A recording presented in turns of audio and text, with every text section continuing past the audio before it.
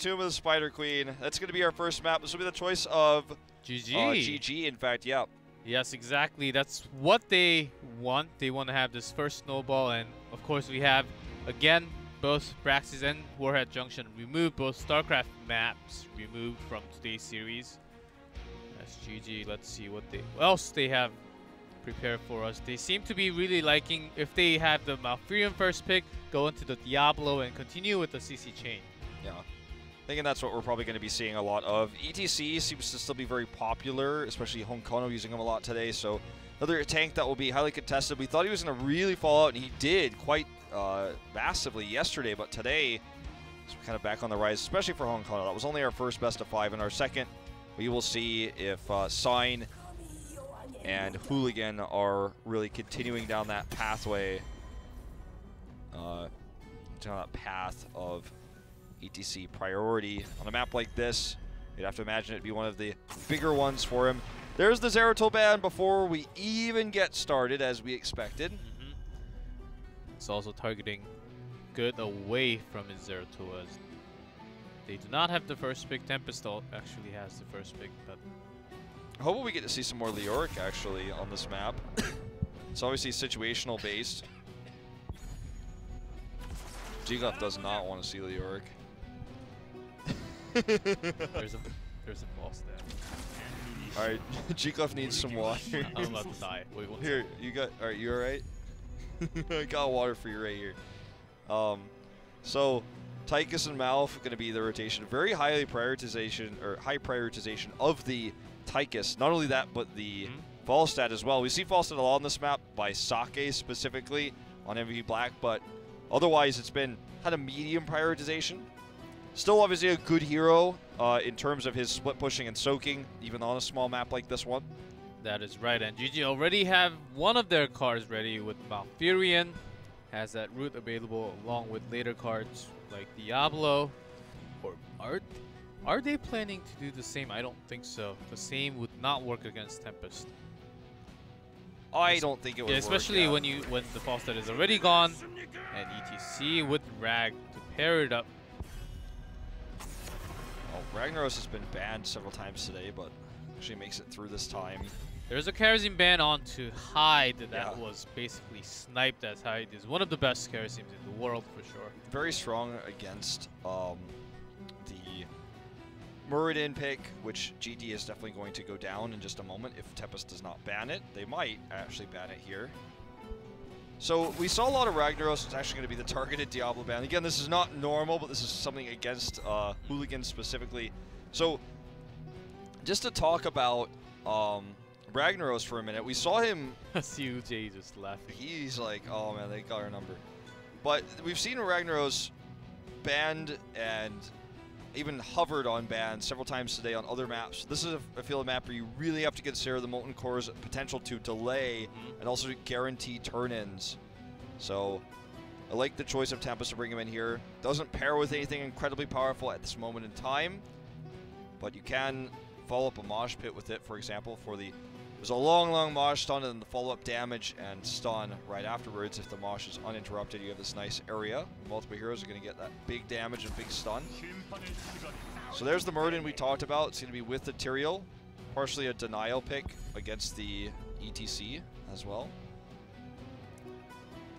Maybe Tempest is thinking about picking up Leeming themselves. That would be a little bit weak onto ETC. ETC's tanking ability is not the best. I think that the Tyrael pick is also strong against Nazebo, but I still think it's Nazebo that Tempest wants to look towards here for just long sustained damage. So many stacks you can get on this map so quickly. Widowmaker's so good. And with Kerosene gone, maybe just Lucio to finish everything up, to have faster rotations going up and down. Yeah, I'd give that composition 2 thumbs up personally. You only have 2 thumbs, so that's everything for you, right? Yeah, but I mean, I could have given it no thumbs up or 1 thumb up. Ooh, Gul'dan. So that's going to be the way. It's been a while since we've seen him. What a pair. Is it going to be Ariel then? Yep, definitely. So not going to go down the path of slow spider damage, but more bursty DOT here. And the Horrify is a huge engage tool for Tempest. And with ETC on the other side, GG, I think Liming is a solid choice. But if they want to go in with the burst, like Greymane melee, they can also choose that. Otherwise, Nazebo. The biggest surprise for me in this entire draft, actually, if I had to be totally honest with you, G-Clef, is the choice of Nazebo skin here. Everything else makes a lot of sense to me, but I'm not seeing that gingerbread face. So the choice of Nazebo over Liming is for longer sustained damage and for the long game, the long haul. They want to play late game here over the burst and critical mass resets that we could have seen from Liming. And a prolonged fight, and I feel like with the drafts that we have here and the Tyrael, this is the better choice in the Nazebo. Got a great win rate today. We'll see if it continues here as we go into game number 1 on Tomb of the Spider Queen.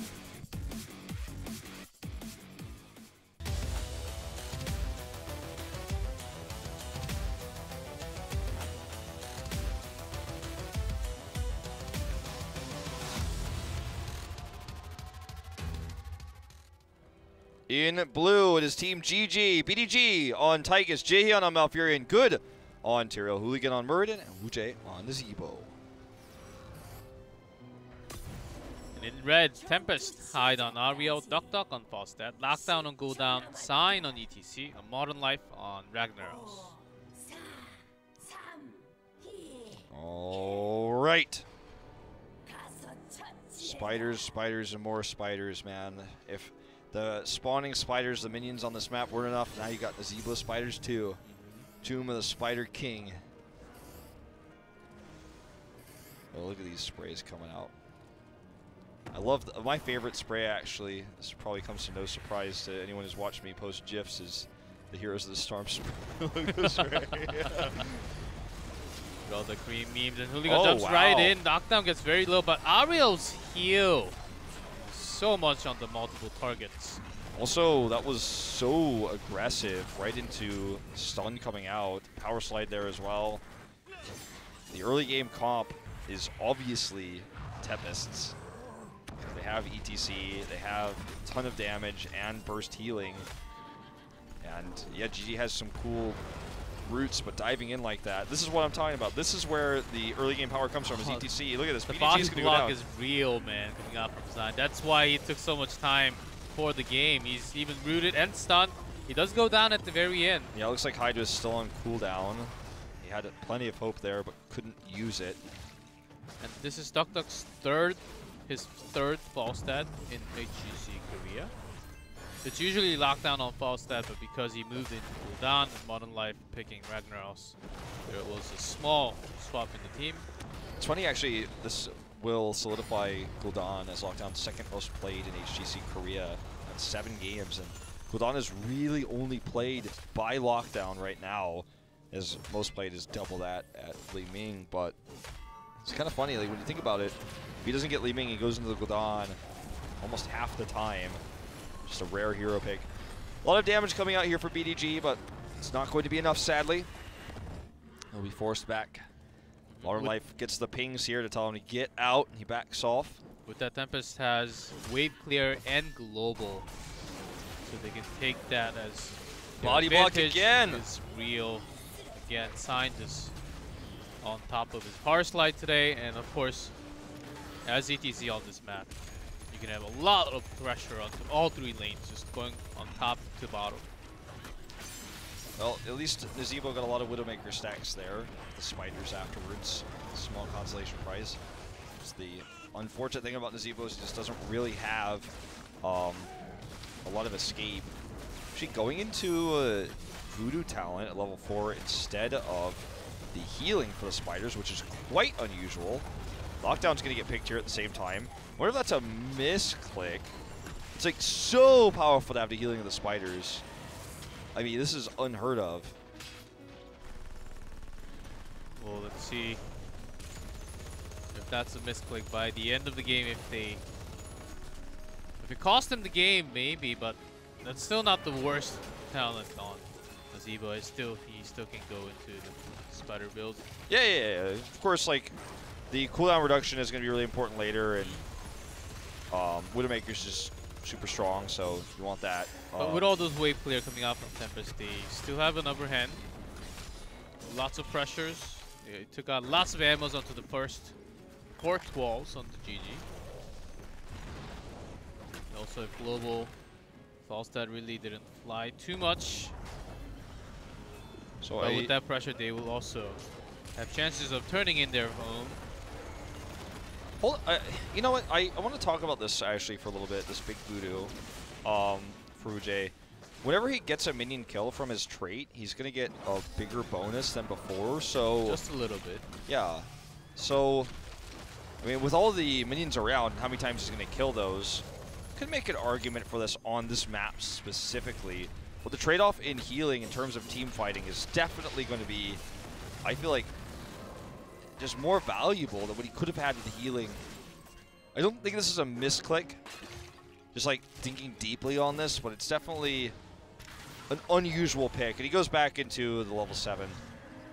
As usual. And the standard picks now with Boomerang Falstad will have better wave clear and better and quicker, a lot faster to actually finish the quest of Seasoned Marksman. Ooh, so annoying. They're one off the turn in.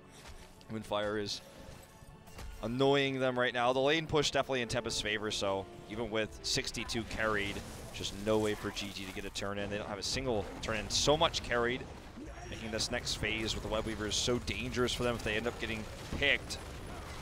It seems to be the target, but just so much hope to heal himself back up. Now with the nice to tame it. Strike. Is that going to be enough with the Q coming from Falstad? Yes. And look at all those gems now dropped on the ground. Just going to despawn. BGG wanted to go out and grab them, but too risky. Sulphurous Hungers does finish here.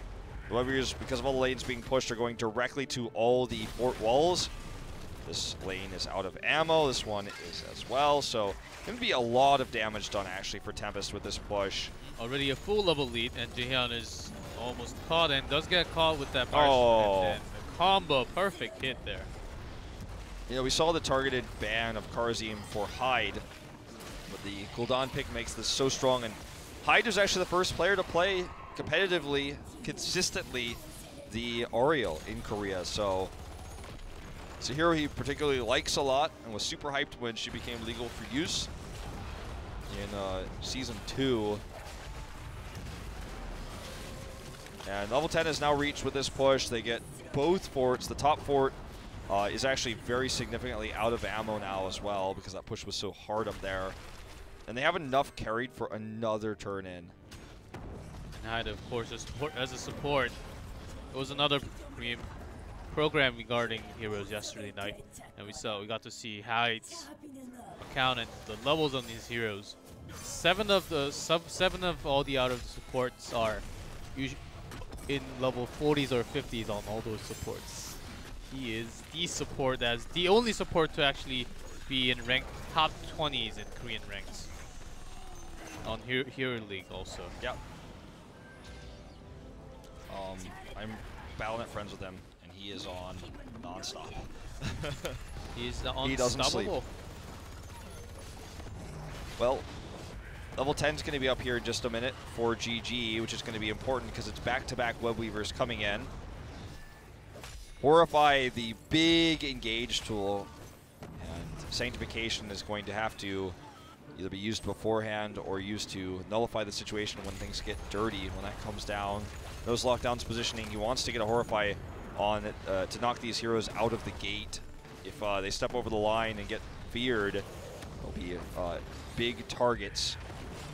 Look at the aggressive positioning here of Sign as well. And this Web Weaver push is doing some serious work. I mean, Wujay is going to help clear this pretty quickly, but the rest of them doing a lot. This push in the mid, already knocking down this keep wall. The bot wall is going to be done soon, and just not a whole lot of answer from Modern Life's push in the top. I mean, this is still at 2/3 health as it starts to work on another keep wall.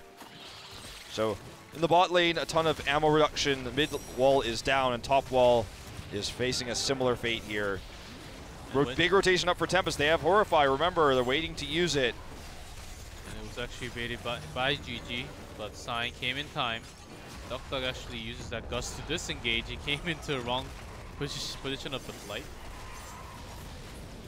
Height is the target for GG, but there's the Molten Core to turn everything around. Oh, big Molten Core here. Good is going to be the first to fall. Sank was used so early on. There's the Horrify to secure the second. Lauren Life's going to smash him out there with that big Molten Swing. Wujie wants to Hearth here, but that is not a safe zone. He's going to have to back off, and this makes this another keep wall. They're now up 3 levels. Nazeebo wanted this to be a game where he scales very well into the late game, but Tempest doesn't even want to send us there.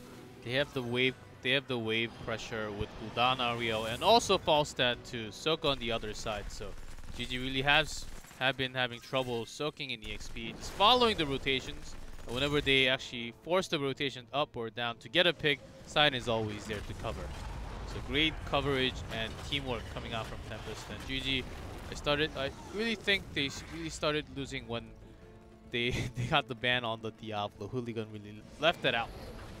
Well, they're finally going to get a big chunk of the turn in here. It looks like BDG is going to deposit 41. They were holding 72. Yeah, that's actually so huge for them. If they get wiped, that is going to be disastrous. Even still, Sign does drop down that mosh pit here. Ooh, the Gust as well. BDG is now alone and isolated. The Odin is not enough to save him. Modern Life is doing a ton of damage here too. It's already going to be a disastrous fight for GG. They got the turn in. Great 4-man Twilight Dream on Jaehyun, but can they turn it around? Sign is actually away. Lockdown gets very low, but gets healed at the very last second. Power of Gul'dan, Ariel, man, so strong. It was actually another heal. There we go. It was an attempted prediction on the Aldruins to get the Sulfuris there. It didn't actually work out the way they wanted it, but they still got the pick. It's a full 5-man wipe. BDG responds, but was a wasted turn in. I suppose it helped clear the waves a little bit, but they didn't get any EXP from this, like none. And it's just going to be completely cleared. The Tempest is now going to have all their gems just kind of destroyed. It felt like they tossed the gem in the ocean, like at the end of the Titanic movie, where the main character just drops the part of the ocean into the water. As yeah, they had 70+ carry, now they only have 7. Though push, it's better they had a push than they all got wiped or something like that. But sadly, they actually partially got wiped because they committed to the turn in. Now Tempest has enough to get a second turn in themselves, or third, I should say. Still 2 talents down. They are not 13 yet. They just hit 13, and they still cannot contest for this. Hooligan is very low. Does power slide. It gets blown. Oh, look at this huge gust, and the Horrify followed up. Aldruins will help him escape, but Modern Life actually carries enough himself for the turn, and he can just go back and get it. They're going to get the catch here onto Wujie. Duck with the B-step and the spray. Next level. Next level taunt there. Yeah. Good is casually just going to soak up in the top lane as much as he can, but there's nothing that he can do to deny a turn in. It looks like Tempest wants to boss before the turn in. Widowmaker's done super late. Either that was a late graphic, or the Widowmakers are like done at 12 minutes. They're usually done at like 6 on this map. Before level 10. Yeah, way earlier. It's level sorry, not level 6. 6 minutes, 7 minutes into the game. We're at 12 minutes now. Ouch. Now with that Wet Weaver push and the boss on top, this is gonna be a powerful one at GG. All they can do is just wait inside the second keep wall and try to defend. But right now they do not have enough damage. Even the coordination and Nazeebo is not strong yet. All right, double. It's a mini boss and the big boss pushing down the lanes here. GG is going to really struggle. 4 levels down, even in scaling to defend this. They're actually aggressively just going to take the fight to Tempest here, but Horrify is going to turn this around real quick. Mosh Pit here going to help get the kill onto Malfurion. That means no more heals. Horrify as well coming in. They do clear the boss here, but Molten Core is going to come up here, and if they lose any more members, this could just be game. Tempest did so much damage now. Good is out of mana. There's the pick onto Hooligan. I think this is going to be game ending. Will be close to it as Molten Core is still up, about to go down. As the other Web Weavers are still pushing their way. This block, the body blocks are real right in front of the opponent's home. Lockdown, playing with fire here. It's just so much healing coming out. Upbeer finally makes it to the core.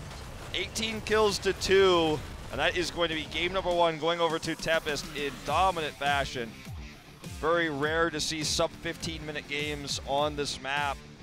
Perhaps even rarer to see Widowmakers come out so late there on the side of GG.